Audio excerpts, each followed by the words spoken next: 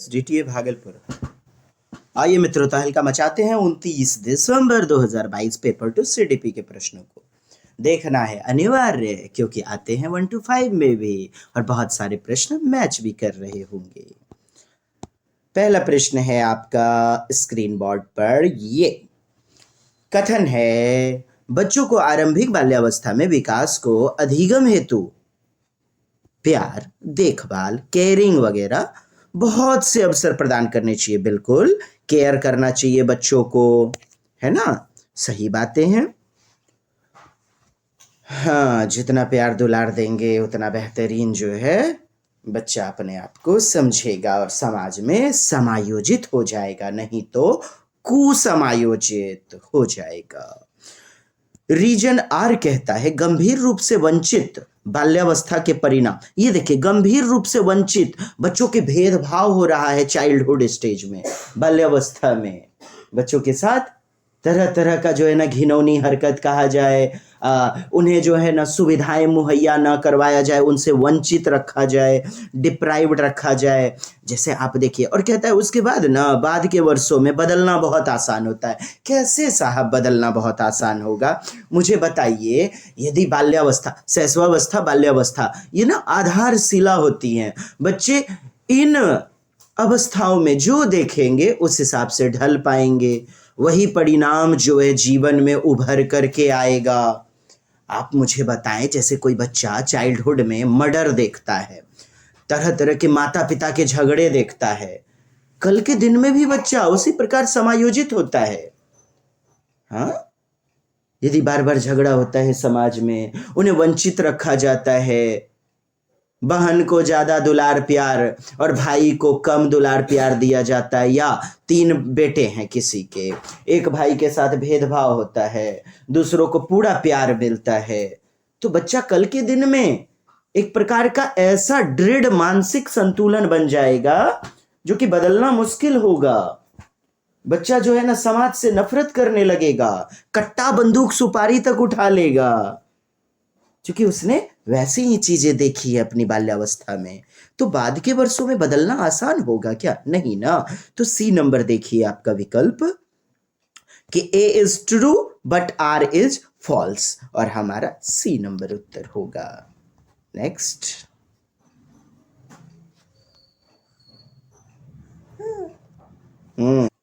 आइए दूसरा नंबर प्रश्न है, जीन पियाजे के संज्ञानात्मक विकास 4 स्टेजेस दिए हैं ना कॉग्निटिव डेवलपमेंट के सिद्धांत के 4 चरण प्रतिपादित करने की आलोचना किया है, क्रिटिसाइजेशन। तो इनकी जो चरणीय अवस्था है, 4 चरणीय अवस्था, इन्होंने बताया कि ये निरंतर नहीं चलते हैं, निरंतर नहीं चलते हैं, अनिरंतर चलते हैं, असंतत रूप में, माने अनिरंतर डिसकंटिन्यूअस रूप में चलते हैं। यह आलोचना बाल विकास की किस बहस के अंतर्गत आती है?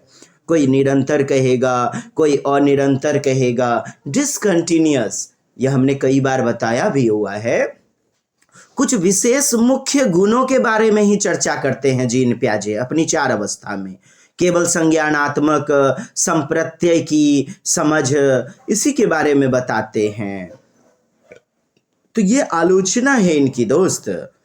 बच्चे ने जो है ये जीन पियाजे ने पूर्व संक्रियात्मक अवस्था प्री ऑपरेशनस पर कम ध्यान दिया, कम आंका है इसे, अन्य पक्षों पर ध्यान नहीं दिया, जबकि अन्य पक्ष पर भी ध्यान दिया जाना चाहिए। जैसे कि इन्होंने बताया कि पहले बच्चे में आता है विकास, तब आता है अधिगम, पहले विचार आता है, तब भाषा। तो समाज से भाषा सीखी जाती है दोस्त।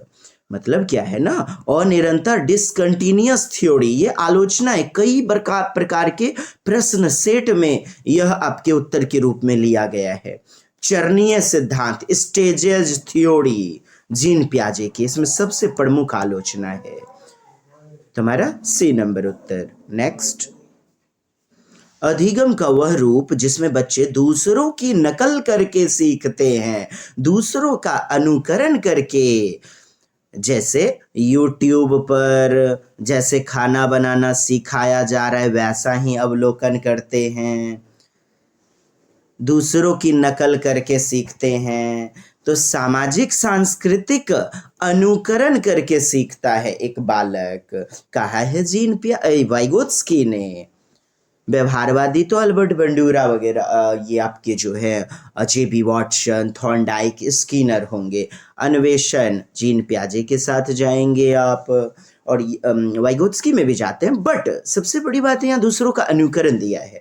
और आपने यदि वाइगोत्स्की की थ्योरी पढ़ी होगी ना दोस्त, तो सोशल लर्निंग यानी कि सोसाइटी से, समाज से बच्चा भाषा को भी अनुकरण करता है। पापा जो है ना दाढ़ी बना के चले गए, तो पीछे से देखिएगा बच्चा भी सेविंग करने का एक्टिंग करने लगता है। शिक्षिका पढ़ा करके गई, शिक्षक पढ़ा के गए, तो बच्चा पोडियम पर आता है, अरे पलो बच्चा लोग, मैं तुम्हारी नई मिस हूं, मैं तुम्हारा नया टीचर हूं, पलो। तो दूसरों का अनुकरण सामाजिक गतिविधि के माध्यम से करता है। एक नंबर। अगला है आपका 4 नंबर, संज्ञानात्मक विकास की किस अवस्था में बच्चा अमूर्त चिंतन। अमूर्त चिंतन आ गया ना दोस्त, तो डायरेक्ट मार दीजिए। चौथा स्टेज 11 से 15 वर्ष, 11 से अब। औपचारिक संक्रियात्मक अवस्था, मुझे नहीं लगता इसमें डाउट होगी। जीन पियाजे के संज्ञानात्मक सिद्धांत में कौन सा तत्व संज्ञानात्मक विकास के लिए अनिवार्य है? कौन सा तत्व अनिवार्य है?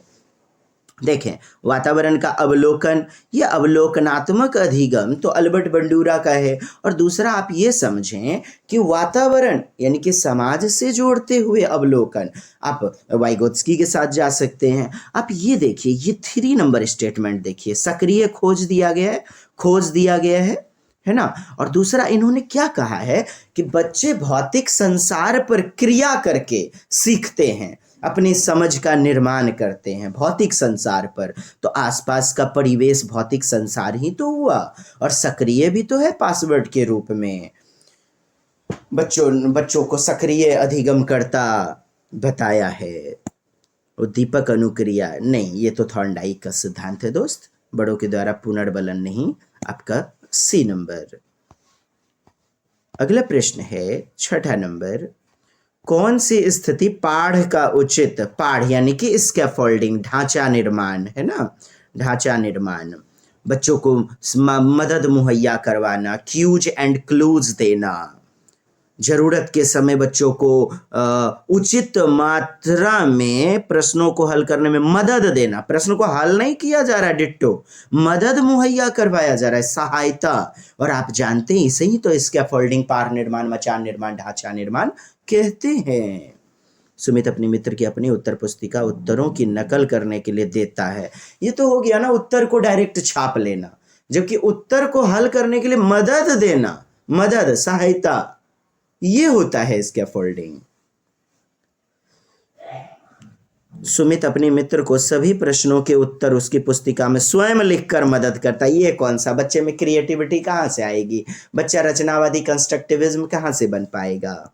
सुमित अपने मित्र को कहता है कि उसे सभी प्रश्न के उत्तर स्वयं करने होंगे, यानी कि कोई मदद ही नहीं दिया गया।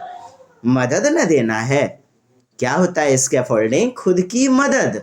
और जब बच्चे हों असफल मदद करने में खुद का, तब फिर थोड़ा क्लूज दे दिए, प्रॉम्प्ट्स दे दिए, संकेत, इशारे। तो दोस्त आपका उत्तर के रूप में क्या लेना पसंद करेंगे? B number. नेक्स्ट, समीपस्थ विकास का क्षेत्र, zone of proximal development, ZPD। इसमें भी क्या होता है कि बच्चा खुद का प्रयास और समवयस्कों का दूसरों की सहायता, कैसा? अस्थाई वाली मदद, परमानेंट वाली, अस्थाई वाली मदद। तो देखें तो क्या हो जाएगा? अनम्य, रिजिड, यानी कि बिना नियम का, कठोर वाला। यार जरूरत जैसी है उसके आधार पर ना आप एक क्षेत्र, एक गतिशील स्थान है, बच्चों को सक्रिय बनाएगा, कुछ करने में मददगार साबित होगा। स्थिर, फिक्स, स्टैग्नेंट, फिक्स नहीं चलेगा। एक ही प्रकार का सभी को देंगे मदद क्या? आप मुझे बताएं। रिजिड, कठोर वाला, स्थिर वाला, यांत्रिक, बच्चे मशीन थोड़े हैं। एक ही प्रकार का मदद नहीं, अलग अलग बच्चे हो सकता है अलग अलग क्वेश्चन में फंस गए हों, तो अलग अलग प्रकार का सक्रिय गतिशील मदद देते हैं। समीपस्थ विकास का क्षेत्र एक डैश स्थान रखता है, एक डैश स्थान है तो गतिशील। पॉजिटिव वर्ड का चुनाव करें दोस्त, पॉजिटिव वर्ड न कि निगेटिव।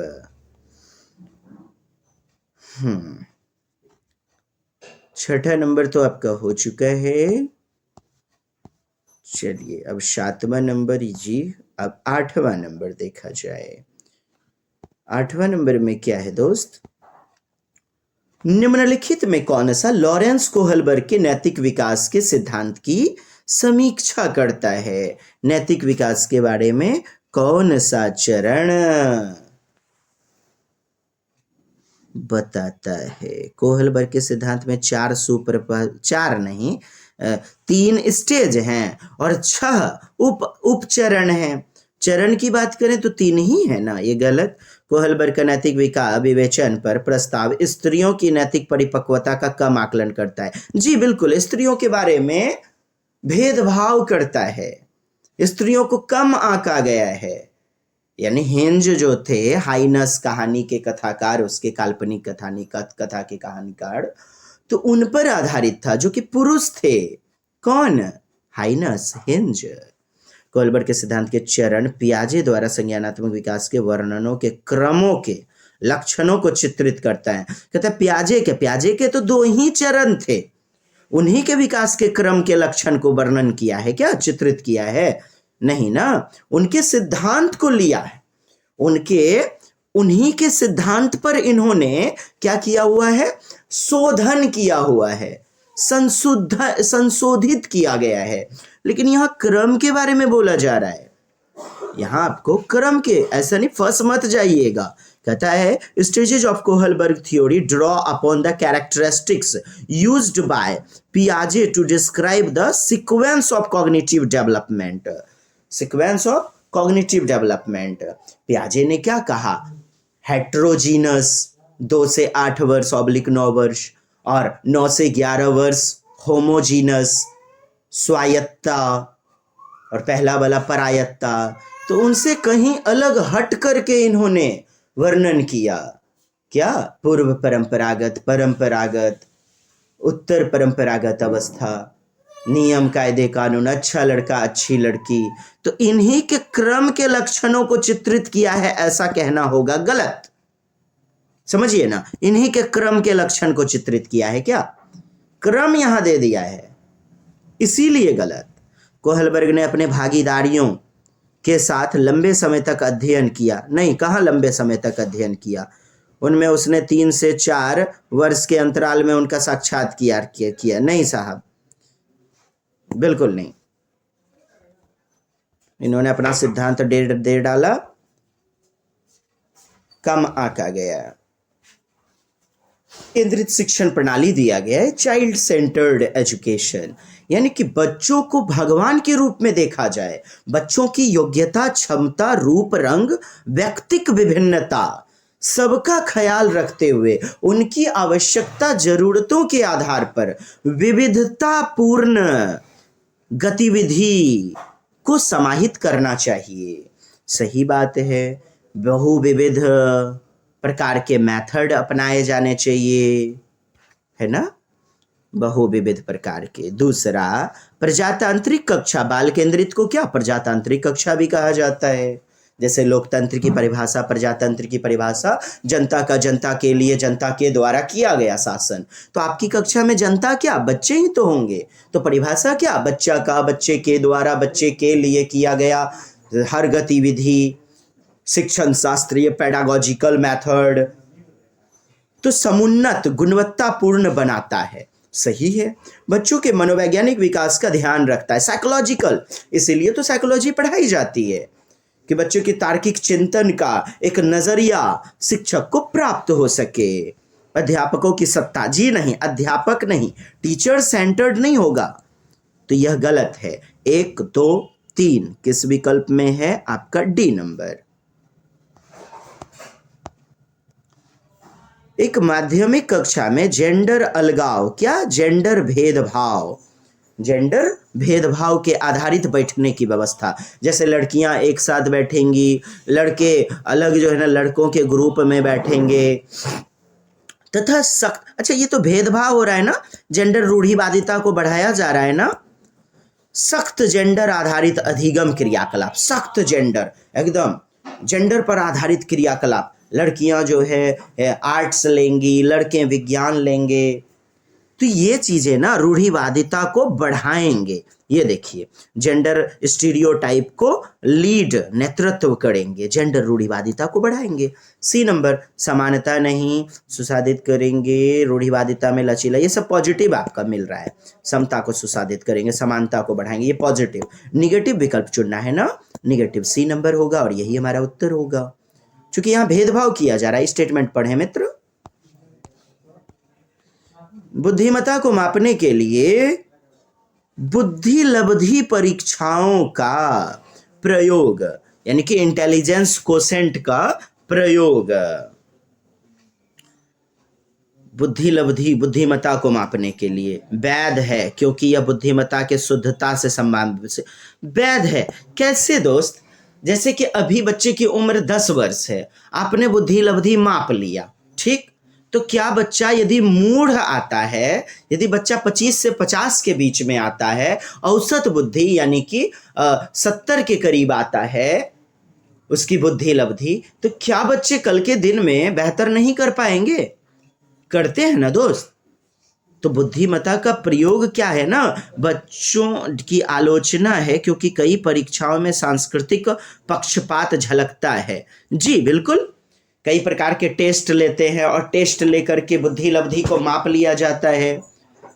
बहुत सारे प्रश्न देखते होंगे, एक ही संस्कृति से, एक ही चैप्टर से दे दिए जाते हैं। तो संस्कृति मुक्त परीक्षण होना चाहिए, ना कि संस्कृति पर आधारित। तो ये आलोचना है, ये निगेटिव बातें हैं। यदि आप बुद्धि को मापने के लिए बुद्धि लब्धि का परीक्षा का प्रयोग करते तो विद्यार्थी की उनकी शिक्षणीयता के लिए स्पष्ट वर्ग और श्रेणी में भेद करने में, भेद तो करना ही नहीं है, अलगाव, ये अनुचित होगा कि मूढ़ बुद्धि का बालक, ये प्रतिभाशाली बुद्धि का बालक, तो ऐसे करना गलत होगा।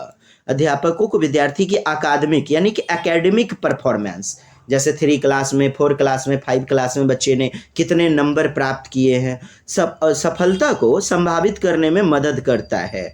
ये नंबरों के आधार पर जा रहा है। अध्यापकों को विद्यार्थियों की अकादमिक प्रदर्शन, बाह्य प्रदर्शन नहीं, खेल कूद की रणनीति, बच्चा भाषण प्रतियोगिता में कैसा है, बच्चा सामाजिक कौशल में कैसा है, सामाजिक कौशल का मतलब सौहार्दता, राष्ट्रीयता, एकता, अखंडता, तो ये चीजें नहीं, केवल अकादमिक परीक्षाओं से, किताबों से जुड़ी हुई बातें, तो ये भी बातें गलत होंगी आपकी। ये आलोचना होगा दोस्ती, क्या होगा? आलोचना होगा, क्योंकि कई परीक्षाओं में ना सांस्कृतिक कल्चर पक्षपात झलकता है। टीचर जिस क्षेत्र का होगा तो वहां से ज्यादा प्रश्न उठा लिए जाते हैं। बुद्धि का मापन करने के लिए बुद्धि परीक्षणों में विभिन्न प्रकार के मानसिक कार्यों का प्रयोग किया जाना चाहिए, विभिन्न प्रकार का। ऐसा नहीं कि ऐसी परीक्षा जिसमें सांस्कृतिक पक्षपात झलकता है, सांस्कृतिक पक्षपात झलकता है, तो यह आलोचना है, आलोचना किया गया है ना। परीक्षार्थियों के लिए, विद्यार्थियों के लिए ऐसे कार्य को सफलतापूर्वक नहीं कर पाने के आधार पर उन्हें अंक प्रदान किया जाता है। नहीं कर पाने के आधार पर, हो सकता है बच्चा उस संस्कृति से नहीं जुड़ा है, दूसरी संस्कृति से आता है, इसलिए किताबों में भी तो देखा होगा आपने, अलग अलग विविध प्रकार की संस्कृतियां ली जाती हैं।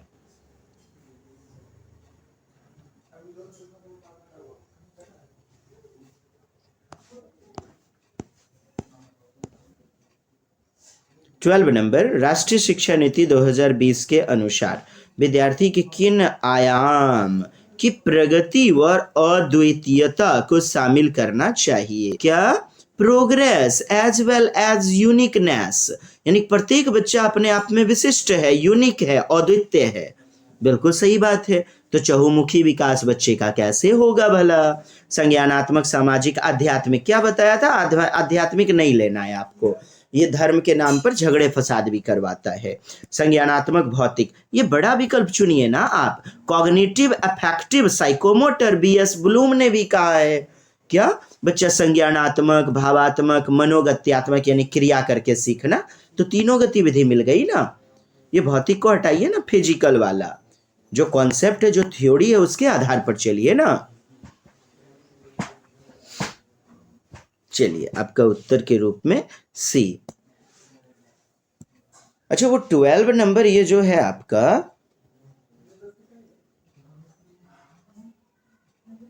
ट्वेल्व नंबर ये आपका हार्वर्ड गार्डनर से भी जुड़ा हुआ सिद्धांत है।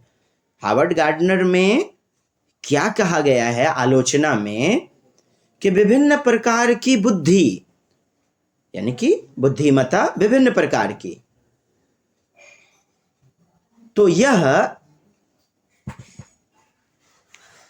सबको अनुभवात्मक आधार पर मापन करने में असफल होता है। चूंकि विभिन्न विभिन्न बुद्धियां विभिन्न संस्कृति की मांग करती हैं, विभिन्न संस्कृति की मांग करती हैं। स्टेटमेंट उल्टाएं, विभिन्न संस्कृति की मांग करती हैं, और संस्कृति पक्षपात एक ही संस्कृति से यदि लिया जाएगा तो होगा गलत। तो बी नंबर। आइए 13 नंबर प्रश्न। निम्न में कौन सा प्रश्न आलोचनात्मक यानी कि क्रिएटिव थिंकिंग का मूल्यांकन नहीं करेगा? कैसा? क्रिटिकल, डाइवर्जेंट थिंकिंग, खुले अंत वाले, मुक्त अंत वाले, जिसके अनंत उत्तर होंगे। तो ऐसा कौन सा विकल्प नहीं होगा आपसे पूछा जा रहा है।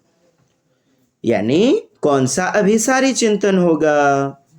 जैसे क्वेश्चन है समीकरण 2x बराबर 12 में डैश का मान ज्ञात कीजिए। 12 में x का मान कीजिए ज्ञात। अच्छा, x का मान क्या हो जाएगा? 2 गुना यदि हम 6 करें, 2 गुना 6 तो 12 हो जाएगा। 2 गुना 6 कितना आएगा? 12। ये प्रश्न आलोचनात्मक मूल्यांकन नहीं करेगा, ये अभिसारी प्रकार का होगा, है ना। प्रदूषण के बढ़ने स्तर का कारण सोचिए। अलग अलग बच्चे अलग अलग प्रकार के उत्तर देंगे, कोई रट करके तो नहीं देगा ना। समावेशी कक्षा है, कई बच्चों की अलग अलग बौद्धिक क्षमताएं। प्रदूषण के बढ़ते, धार्मिक सद्भावना को, सौहार्दता को, प्रेम भाव को बढ़ाने के लिए क्या कदम सुझाए जा सकते हैं? ये भी आपका आलोचनात्मक अपसारी चिंतन खुले अंत वाला, मुक्त सिरे वाला है। वैदिक गणित का उपयोग करके क्या पाइथागोरस प्रमेय का प्रमाण दिया जा सकता है? अलग अलग बच्चे अलग अलग दृष्टिकोण। आपका देखिए ना, जो फिक्स टाइप का है, find the value of x if equation 2x equal to 12। देखिए इसको सॉल्व करते हैं। 2x इक्वल टू 12, तो x इक्वल टू 12/2 यानी कि 6। तो इसीलिए x इक्वल टू कितना आया? 6 आया। तो ये क्या हो जाएगा दोस्त? ये अभिसारी हो जाएगा। अभिसारी अर्थात एक प्रकार का ही उत्तर 6, और यही हमारा उत्तर होगा 1 नंबर। अपनी कक्षा में व्यक्तिक विभिन्नताओं को संबोधित करने के लिए यानी कि व्यक्तिक मतभेद, प्रत्येक बच्चे का इंडिविजुअल डिफरेंस, अलग अलग रूप रंग क्षमता बुद्धि लब्धि आवश्यकता, तो संबोधित करने के लिए यानी बढ़ावा देने के लिए क्या करना चाहिए एक अध्यापिका को? तो क्या करना चाहिए दोस्त? कक्षा की अधिगमकर्ताओं की आर्थिक पृष्ठभूमि और जाति की ओर इशारा करना। जी नहीं, आर्थिक पृष्ठभूमि और जाति की ओर इशारा करना, यानी point out the economic background and caste of all learner, उनकी जाति से संबंधित। अधिगमकर्ताओं को अपने अनुभव साझा करने के मौके देना, उन्हें महत्व देना, बिल्कुल 2 नंबर। 3 नंबर, जानबूझकर विविध सांस्कृतिक परिप्रेक्ष्य का कक्षा में बहिष्कार करके, यानी अलग अलग संस्कृति, धर्म, मजहब, नीति, कायदे, कानून को नहीं माना जा रहा है, तो तीसरा गलत। आइए दूसरा विकल्प किस में है? दूसरा विकल्प तो खाली है ही नहीं। अब क्या लीजिएगा उत्तर? कक्षा के सभी अधिगमकर्ताओं की आर्थिक पृष्ठभूमि, point out the economic background, यानी कि आर्थिक पृष्ठभूमि का ख्याल रखा जा रहा है। चलिए इसको हम यदि ले भी लें, मान भी लें आधा अधूरा, लेकिन जाति की ओर इशारा करना, ऑल लर्नर्स, जात पात भेदभाव को बढ़ावा देना गलत होगा। तो दूसरा विकल्प आपका उत्तर होगा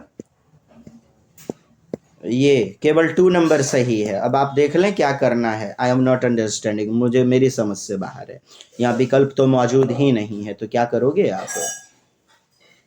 चलिए आगे बढ़ते हैं, केवल दूसरा विकल्प सही है। सुविधाहीन समुदाय से आने वाले, यानी कि अपवंचित वर्ग के बच्चे हैं, जिनके साथ भेदभाव, जिनको सुविधा मुहैया नहीं हो रहा है। जैसे बच्चा है दिव्यांग तो ब्रेल लिपि का प्रयोग नहीं करवाया जा रहा है। बच्चा है श्रवण बाधित तो देखने वाली वस्तुएं, मूर्त वस्तुओं का प्रयोग नहीं करवाया जा रहा है, स्पर्शनीय वस्तु का प्रयोग नहीं करवाया जा रहा है। तो क्या हो जाएगा? सुविधाहीन अर्थात डिसएडवांटेज सेक्शन वाला बच्चा, डिप्राइव्ड वाला बच्चा। तो आने वाले विद्यार्थी को अधिगम सुसाधित कैसे किया जा सकता है? आप कैसे करोगे? तो उन्हें सुविधा मुहैया करवा करके ना, उन्हें घर पर ट्यूशन नहीं, अलग से ट्यूशन, ये सब नियम नहीं है। उन्हें बहुत से प्रत्यास्मरण, रट्टा मार देने वाले नहीं देंगे। डर और शर्मिंदगी नहीं। उपयुक्त शिक्षा शास्त्रीय सहायता प्रदान, पेडागोजिकल सपोर्ट प्रदान करके। पेडागोजी में तरह तरह की रणनीतियां हैं, शिक्षण विधियां हैं, तो उन शिक्षण विधियां का प्रयोग करके डी नंबर। प्रतिभाशाली बच्चा कैसा? डाइवर्जेंट चाइल्ड है ये, अपसारी चिंतन वाला बच्चा है। कैसा है बच्चा? गॉड गिफ्टेड चाइल्ड है, टैलेंटेड चाइल्ड है, प्रतिभाशाली विद्यार्थी। तो उसका लक्षण क्या है दोस्त? लक्षण समकक्षियों की तुलना में उच्च सामाजिक कौशल व परिपक्वता, कार्यों को करने में धीरज की कमी नहीं होगी, कौतूहल व जिज्ञासा, क्यूरियोसिटी एंड इंक्विसाइटिवनेस इंक्विसाइट मतलब उद्दीपन वाली क्षमता, कौतूहल आश्चर्य वाले नजरों से, कौतूहल मतलब कि जिज्ञासा, कौतूहल मतलब तार्किकता करना। इंक्विसाइट की आप हिंदी खोजिएगा, निरंतर संज्ञानात्मक कार्य का चुनाव, निम्न स्तर दिया है, ये भी नहीं होगा। अब देखिए एक नंबर में higher superior social skill and maturity as compare to their peers, समकक्षियों की तुलना में उच्च सामाजिक कौशल व परिपक्वता। यहां तो आपका एक नंबर फंसा दिया, सी नंबर फंसा दिया, लेकिन एक नंबर में समकक्षी की तुलना भी दिया गया है। समकक्षी यानी कि पीयर की तुलना में, हो सकता है दूसरा भी तो प्रतिभाशाली विद्यार्थी होगा, और उसकी तुलना में यदि उच्च सामाजिक कौशल नहीं है तो जिज्ञासा तो होती है। और कौतूहल आप नहीं समझ पा रहे हैं। कौतूहल आप सर्च करें जरा, इंक्विसाइट सर्च करें, समझ जाएंगे। इंक्विसाइटिवनेस यानी कि जिज्ञासा होता है। इंक्विसाइटिवनेस जब आप सर्च करेंगे ना तो जिज्ञासा कूट के भरी होती है। यहां अब आपको ए लेना है कि सी लेना है, आप देखिए, आप फंसेंगे। अब आप देखिए क्या करना पसंद करोगे। देखो आप कंपेयर टू देयर, दूसरे की तुलना का भाव दिया गया, इसलिए थोड़ा सा नगण्य हो गया। यहां कंपेयर नहीं दिया रहा था तो सबसे बेहतरीन विकल्प माना जाता, और यहां पर दिया है जिज्ञासा, कूट के भरी रहती है मौलिक चिंतन, जिज्ञासा, क्यूरियोसिटी प्रतिभाशाली विद्यार्थी में, और हमारा सी नंबर उत्तर होगा। एक नंबर को क्यों ना लें दोस्त, बात इतनी है, यहां तुलना भी दिया गया है। एक दूसरा बच्चा हो सकता है कक्षा में 3-4 प्रतिभाशाली विद्यार्थी हैं, ठीक, तो एक बच्चा उससे थोड़ा कम प्रतिभाशाली है, तो यहां कह रहा है समकक्षी की तुलना में उच्च सामाजिक कौशल, तो वहां उच्च कैसे होगा भला उस दूसरे प्रतिभाशाली बच्चे के कंपैरिजन में? अब समझ गए होंगे। C number. अधिगम में लर्निंग में कठिनाई महसूस करने वाले अधिगमकर्ताओं के लिए विशिष्ट विद्यालय में विशिष्ट विद्यालय में कहता है ना, विशिष्ट शिक्षा बिल्कुल नहीं होनी चाहिए। समावेशी कक्षा का हनन है, यह बेहद प्रतिबंधक होगा, वांछनीय नहीं है, जरूरत वाली चीजें नहीं है। और 1 नंबर आपका उत्तर।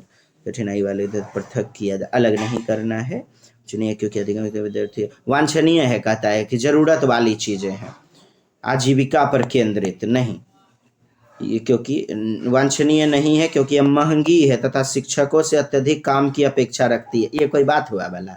1 नंबर विकल्प चुनिए ना, दमदार वाला, माने ऐसी शिक्षा नीति में है ही नहीं। समावेशी कक्षा का हनन है इंक्लूसिव क्लासरूम का। अत्यधिक शारीरिक हरकतें, ध्यान न केंद्रित कर पाना, ये तो एडीएचडी, न्यूनतम अवधान, न्यून ध्यान दे रहा है बच्चा, एडीएचडी। अटेंशन में डेफिसिट, आवेगशीलता किसके अभिलक्षण है? अत्यधिक शारीरिक हरकतें यानी कि हाइपर एक्टिव डिसऑर्डर, अति सक्रियता वाला विकार है, प्रॉब्लम है। कई बार हमने बताया हुआ है। निम्नलिखित में कक्षा समावेशन के बारे में सही नहीं है, कौन सा सही नहीं है आपका? आइए देखें। समावेशन का अर्थ है, समावेशन का अर्थ क्या है? अपने आप को हर परिस्थिति में ढालना, चाहे अलग अलग जाति, धर्म, बुद्धि, लब्धि जैसे भी बच्चे हों, सबको एक छत के नीचे पढ़ाना, समावेशन। ठीक। समावेशन का अर्थ है शिक्षार्थियों के लिए क्रियाकलाप और जानकारियों का व्यूह रचना में बीच बीच में चयन और विकल्प का प्रदर्शन करना। समावेश, ये तो प्रतिभाशालीता वाला होगा ना।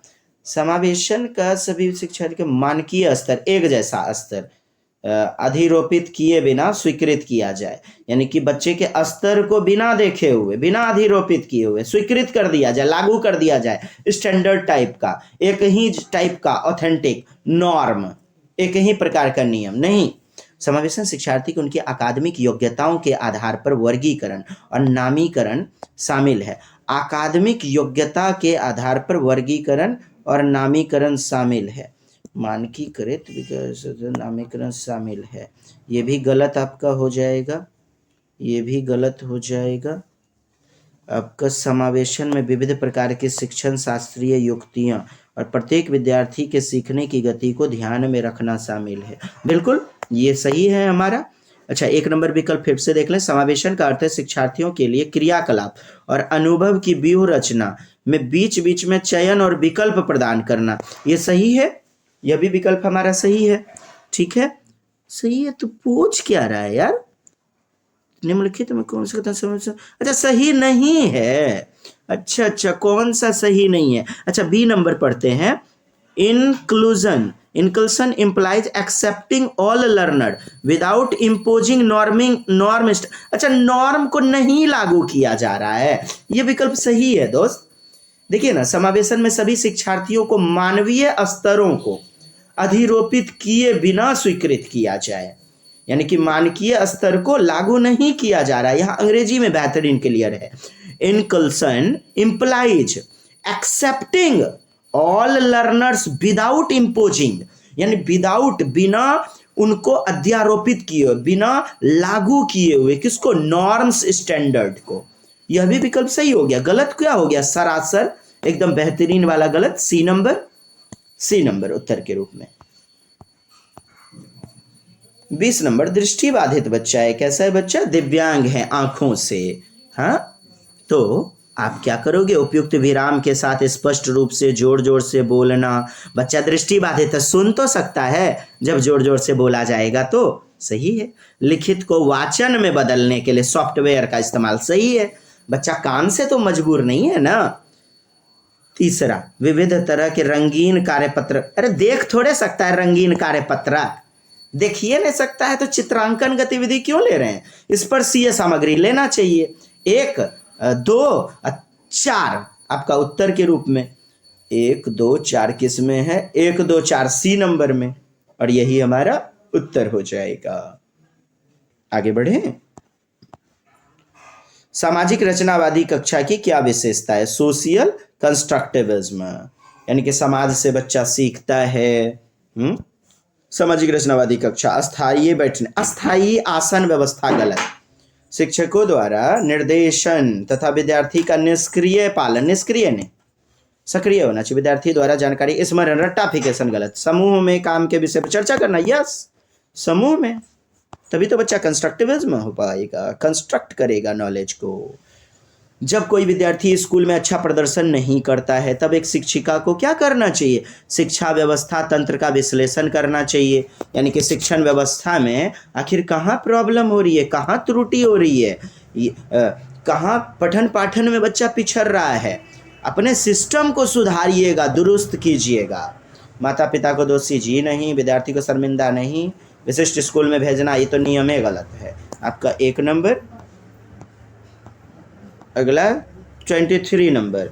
23 कहता है दोस्त, प्रश्न संख्या 23 है आपका, कक्षा में समझ न बना पाने, यानी कि बच्चा समझने में असमर्थ हो रहा है, सतत अनुभव सीख न पाने की असमर्थता, निष्पादन न कर पाने के लिए स्वयं को उत्तरदायी दोषी ठहराने का क्या संभावित परिणाम है, यानी कि क्यों बच्चा नहीं समझ पा रहा है तो इसके लिए क्या जिम्मेदार होगा, माने कि कैसी संभावित परिणाम निकल करके आएगा। बच्चा अपने आप को असहायता के भाव के रूप में देखेगा।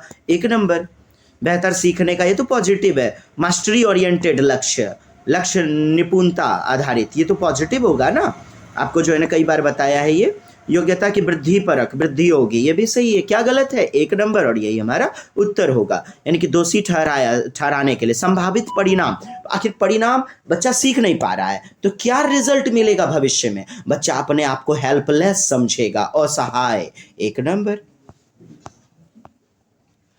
24 असर्सन दिया है, देखिए बड़की माई को चुका है दले, नंदी भोजैया सखिया ओकर आलोचना करेगा कि नहीं, ओकर तरफदारी करेगा कि नहीं, या फिर निगेटिव तो नहीं हो जाएगा। आइए देख लें।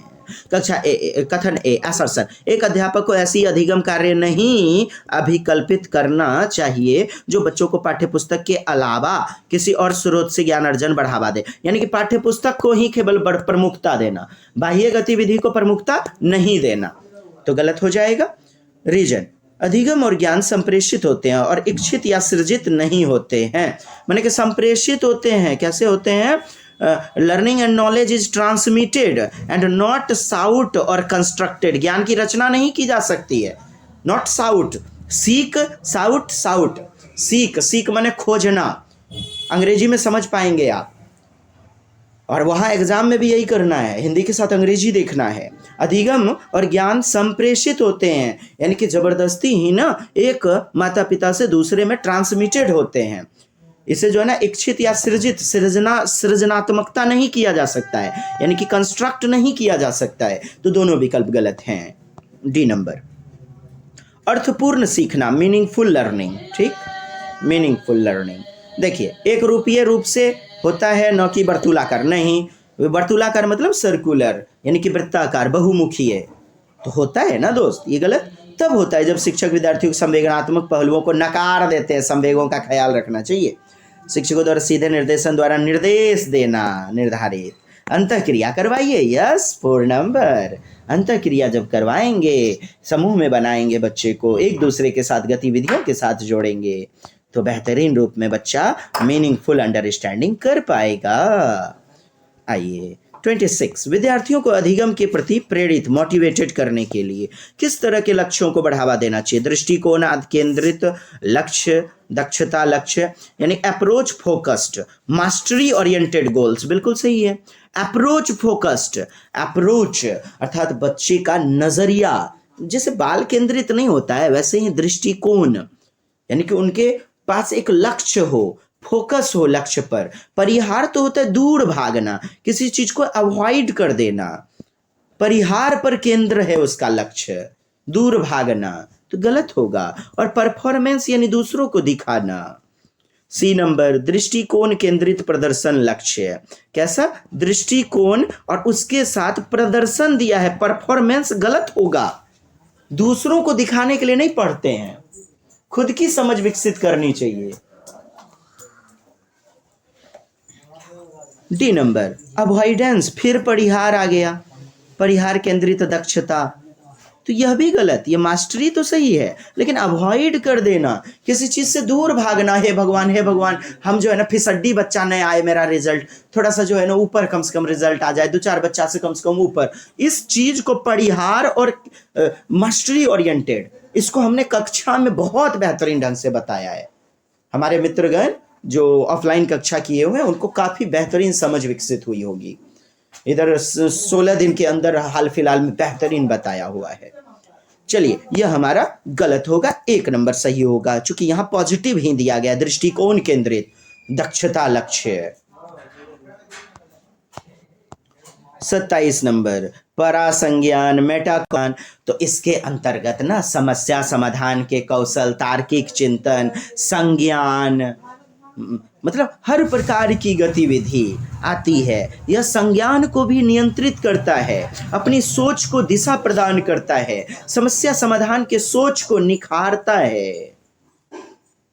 सहज सिद्धांत जो बच्चे अपने आसपास की घटनाओं के बारे में गढ़ते हैं, यानी कि अपनी समझ जो भी बनाते हैं डेली घटनाओं पर आधारित। और बी नंबर कहता है अपनी खुद की सोच, सोच यानी कि संज्ञान, चिंतन के बारे में सोचने की प्रक्रिया, सोच के बारे में सोचने की प्रक्रिया, यानी संज्ञान के ऊपर भी महासंज्ञान। ये देखिए, ये B number the best positive वाला। सोच के बारे में भी सोचना, यानी संज्ञान को भी नियंत्रित कौन करता है? महासंज्ञान। नई जानकारी को समायोजित करके मौजूदा स्कीमा में रूपांतरण। जी नहीं, ये सब आपके उतने ज्यादा इफेक्टिव नहीं है। इफेक्टिव है बट मोस्ट इंपॉर्टेंट इफेक्टिव केवल बी नंबर आपका। विविध दृश्य को वर्गीकरण, निरूपणा नहीं। आगे बढ़ते हैं। 28 नंबर प्रभावशाली अध्यापन, यानी इफेक्टिव लर्निंग करवाना है, इफेक्टिव टीचिंग के लिए क्या जरूरी है, क्या आवश्यक होगा इफेक्टिव के लिए। तो देखें दोस्त, लक्ष्य तथ्यों के पुनरुत्पादन, यानी कि रट लिया और फिर से उसे फैक्ट वगैरह दोहराओ, पुनरुत्पादन पर बल देना नहीं। केवल पाठ्य पुस्तक गलत। ज्ञान का स्रोत मानने पर, ये क्या है ना, तथ्य और परिप्रेक्ष्य का विवेचनात्मक विश्लेषण, कैसा क्रिटिकल एनालिसिस, 3 नंबर सही है। और क्या अधिक मतलब पूर्व अनुभव से जोड़ने के प्रधानता देना, बिल्कुल। आपका 3 और 4 किधर है, किधर किधर 3 और 4, अरे यार 3 4 ये बी नंबर में, और आपका B number B for Balochistan. आइए, संप्रत्यात्मक समझ को सुसाधित करने के लिए एक शिक्षिका, यानी कि कंसेप्चुअल अंडरस्टैंडिंग को बढ़ावा देने के लिए क्या नहीं करना चाहिए। अच्छा, क्या नहीं करना चाहिए, अच्छा एक निगेटिव चुन लीजिए ना, तो रूपक का इस्तेमाल, एनालॉजीज, यानी आइडेंटिकल, जैसे पृथ्वी है तो पृथ्वी का रूपक क्या होगा? ग्लोब होगा। भारत का नक्शा वगैरह जो है, तरह तरह के टीएलएम मटेरियल, ये क्या होता है ना, आइडेंटिकल, समरूपकों का इस्तेमाल करवाना चाहिए, समरूपकों को सुसाधित करवाना चाहिए, रूपकों को, समरूपकों को। सही है। बी नंबर उदाहरणों व गैर उदाहरण, उदाहरण यानी किताबी दुनिया का, गैर उदाहरण बाहरी दुनिया का, तो लिया जाना चाहिए। पुनर्ज्ञान के साथ संबंधित स्थापित, मेक लिंकेज, यानी अंतः संबंधित करके कॉन्सेप्ट को सिखाइए, लिंक करके। अंग्रेजी देखिए ना, लिंकेज। चलिए, केवल जानकारी के पुनरुत्पादन, रिप्रोडक्शन ऑफ इंफॉर्मेशन, कोई चीज रट लिया बच्चे का तो उसका पुनरुत्पादन, और केवल भी तो दिया गया है, केवल यही करवाना, ये सब गतिविधि नहीं करवाना। तो आपका डी नंबर महागलत लग रहा है, यही उत्तर होगा, नहीं पूछ रहा है। 30 नंबर लास्ट, निम्न में कौन सा संवेग विद्यार्थियों को सीखने के लिए प्रयत्न करने पर बल देगा, सीखने के लिए बढ़ावा देगा? तो देखिए, कुंठा नेगेटिव, वर्ड बोरियत नेगेटिव, गुस्सा नेगेटिव, मान सम्मान, प्राइड गौरव, हाँ, अपना खुद के प्रति सम्मान। चलिए दोस्त, प्रयत्न पर बल देगा, मोटिवेटेड होगा बच्चा। आइए मित्रों, अगली दमदार कक्षा में मिलेंगे पुनः। तब तक के लिए प्लीज लाइक शेयर सब्सक्राइब कौन करेगा, शेयर कीजिए दोस्त, प्लीज शेयर कीजिए। मिलते हैं अगली कक्षा में, तब तक के लिए जय हिंद, जय भारत, वंदे मातरम।